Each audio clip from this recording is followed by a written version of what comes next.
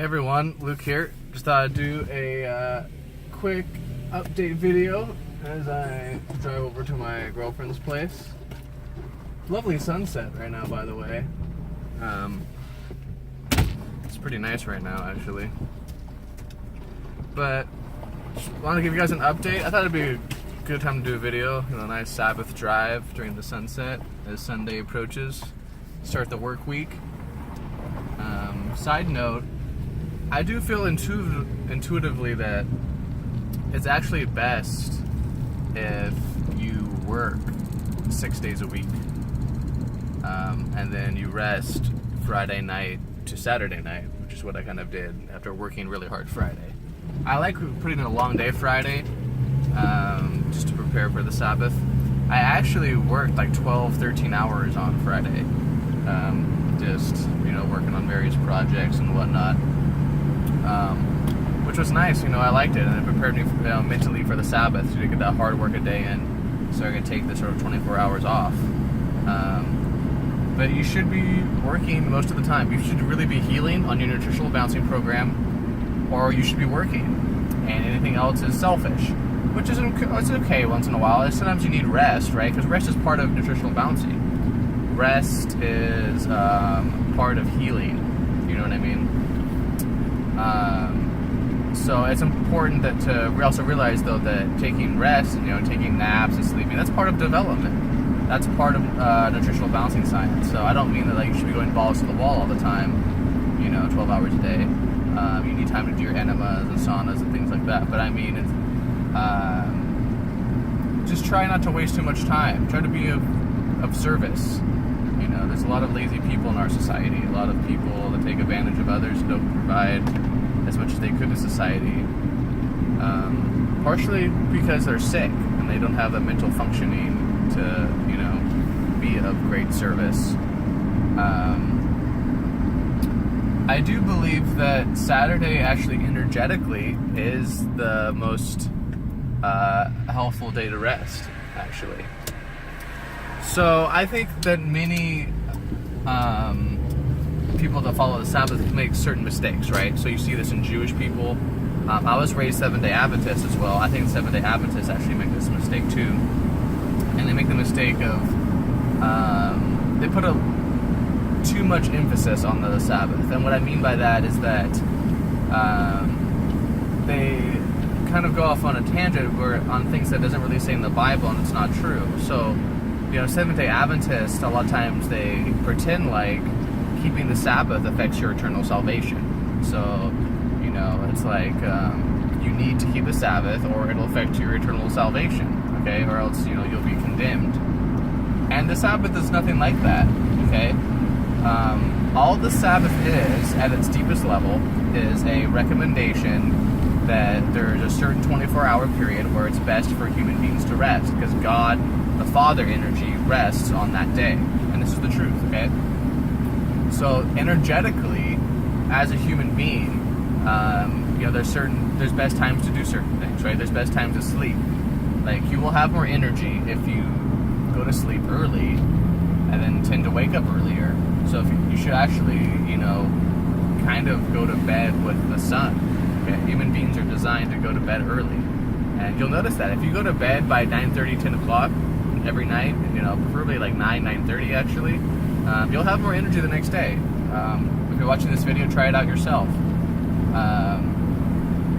I've noticed with my clients, they get an immediate energy boost. There's been studies that have shown if you go to bed earlier, you get more testosterone levels in men, various health effects, things like that. And so there's human beings energetically are just set up to work in certain ways and follow certain rules, and that's all it is. And the Sabbath is just a time when God rests, the Father energy rests, and it's most restful to rest along with that energy, okay? So how it works is from sundown on Friday to sundown on Saturday, those 24 hours are the best time to rest. And you probably will notice this as well if you rest on that during that time. It doesn't mean that you absolutely need to follow out. Some people work on Saturdays, they work the weekend, It's not a huge deal if you can't rest on Saturdays. God doesn't hate you, or you're not going to go to heaven, or anything like that. There's not anything silly like that. Like Seventh-day Adventists tend to tell people like, oh, you're not, it's going to affect your ability to go to heaven or something like silly like that. You're going to go to hell if you don't rest on the Sabbath. All it is just simply the Sabbath is a gift. The Sabbath is a gift to man, and if he can, it's best to rest during that time, because that's when he'll recoup for the work week and be of best service. That's all the Sabbath is, okay? And you also have to realize that the Sabbath was created at a time where humans needed it a lot more. The Jewish people were slaves, and they would work very, very long, hard hours, and if they weren't given a day to rest, they would probably die, because they were working much, much harder than we do now, physical labor all day, okay? Most humans don't work like that anymore, partially because the bodies are sick, and we don't need it, because a lot of people like to pretend like the world's a bad place and stuff. And in Western societies, life is still the best it's ever been, and you don't have to work as hard as you used to, you know what I mean, to survive, okay? Working, even if you have to work 8 to 10-hour days at a retail job, 6 days a week to pay your rent, that's still not as hard as people had to work before, When the Sabbath was created, these people were basically working slave-type hours, you know what I mean? So it is important to keep it all in perspective, okay? I know many of you struggle with money and things like that, so I'm not, saying you're lazy or anything like that, although so many people are lazy. Most people just don't have enough energy, and you need a nutritional balancing program in every component of it in order to heal and have more energy, so you can do more entrepreneurial stuff and things like that. That's really what I think played a huge part in my financial success so far, is doing the program. Like a lot of the investing I do with cryptocurrencies and stuff like that, many people, you have to realize, don't actually have the mental functioning, and their brains aren't working good enough to actually understand cryptocurrencies or understand how money works. Part of it is the sick minds and bodies, and part of it is also just social conditioning and brainwashing from liberal schools, especially here in California, where they don't teach you the importance of money or how to make money or how money works or anything like that, unfortunately. You'd be surprised, like half the people my age that I tell about how much, money I'm making with cryptocurrencies, they don't even understand what profit means. You know what I mean? I would say at least half the people in California here at my age that I tell that I made, they don't even understand what a profit means. So I literally have to explain to them what profit means. Like if I buy an apple and it's worth $1, and then I sell it a month later for $2, that means I made $1 profit. You know what I mean? I'm amazed by how many people don't even understand that simple concept, right?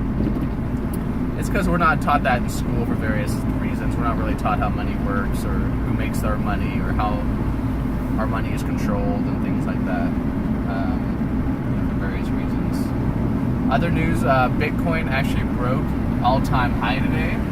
I think it hit 3,300 at 3,350, maybe, was its highest on a couple exchanges. Very exciting. Bitcoin Cash has also gone down a lot.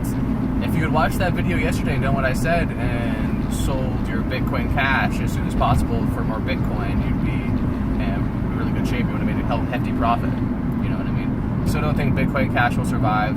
I think there's a lot of chances for the actual chain to not survive, really.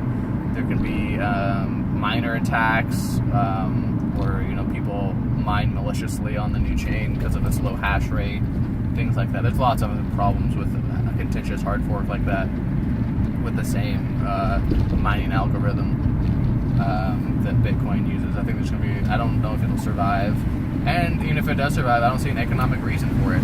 You know what I mean? I think Litecoin fills that role of Bitcoin Cash.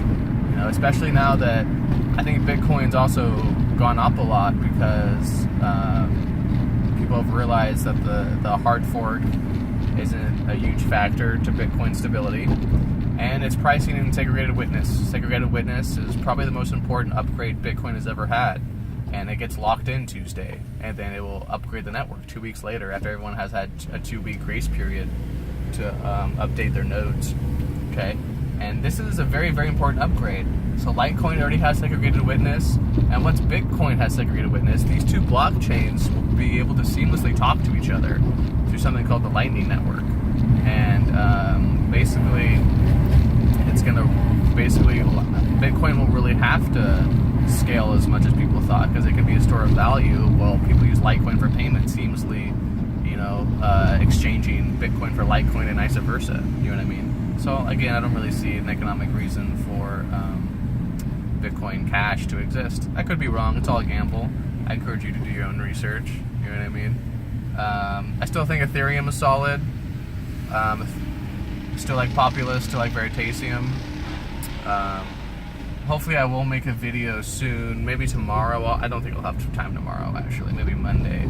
I'll do like more of a whiteboard video. And I'll tell you guys how I basically just took $12,000 of fiat money, and now I have about $150,000 worth of crypto. So that's in about a year and a half, you guys. And that's not day trading. I don't day trade. I basically that's mostly buying and holding Bitcoin and Ethereum, honestly. I don't look at charts or anything like that. And I don't know what the video will really entail.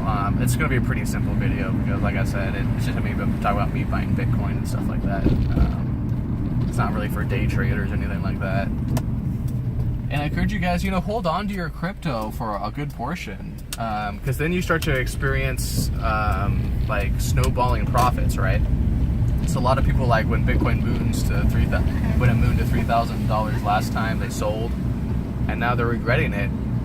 If you're a trader and you can time it right and you know what you're doing, by all means go ahead. If you sold at 3,000 and bought back at 1,800 and then wrote it up again, you almost doubled your Bitcoin.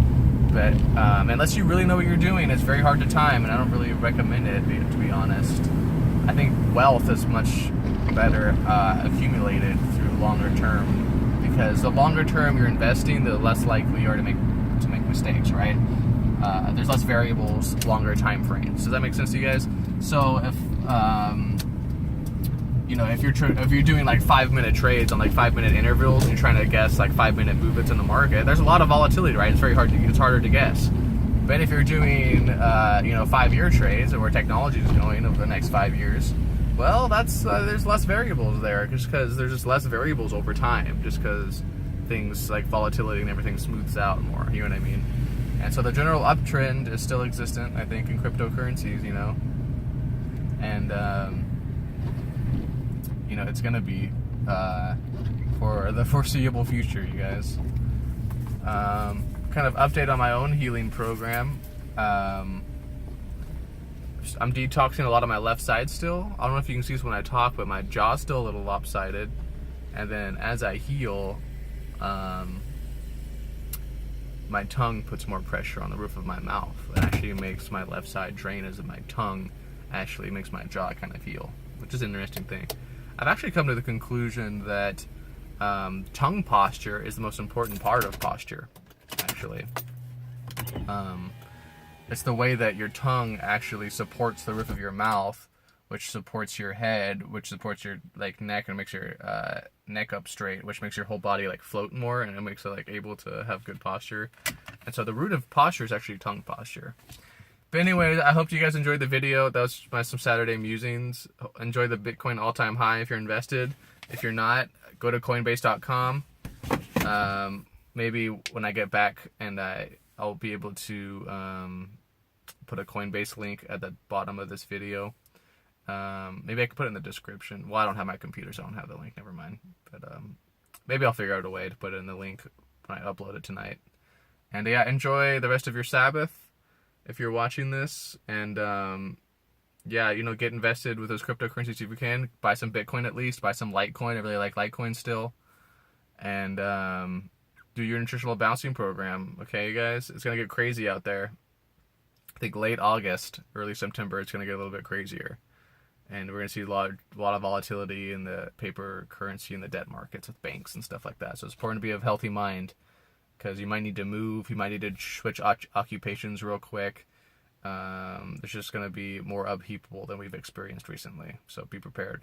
All right, I'll talk to you guys later. Bye.